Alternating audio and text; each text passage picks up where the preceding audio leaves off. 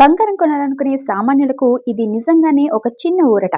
గత కొంతకాలంగా చుక్కల్ని తాకిన పసిడి ధరలు ఈ రోజు మంగళవారం స్వల్పంగా దిగొచ్చాయి. ఏడాది కాలంలోనే ₹1,00,000 పైగా పెరిగి రికార్డులు సృష్టించిన బంగారం ధరలు ఇప్పుడు స్వల్పంగా తగ్గడం పెళ్లిళ్ల సీజన్లో ఉన్నవారికి మంచి అవకాశమనే చెప్పాలి. మన తెలుగు రాష్ట్రాలైన హైదరాబాద్, విజయవాడ, విశాఖపట్నంలో 24 క్యారెట్ల తులం బంగారం ధర నిన్నటి కంటే ₹10 తగ్గి ప్రస్తుతం 1,49,610 వద్ద కొనసాగుతోంది. అలాగే ఆభరణాల తయారీకి వాడే 22 క్యారెట్ల బంగారం ధర 1,37,140కు చేరింది.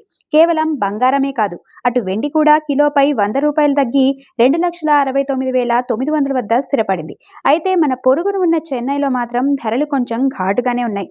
అక్కడ తులం బంగారం ఏకంగా 1,52,720 పలుకుతోంది. అంతర్జాతీయ మార్కెట్లో వస్తున్న మార్పుల వల్ల ధరల పెరుగుదల వేగానికి ప్రస్తుతం బ్రేక్ పడిందని మార్కెట్ విశ్లేషకులు చెప్తున్నారు.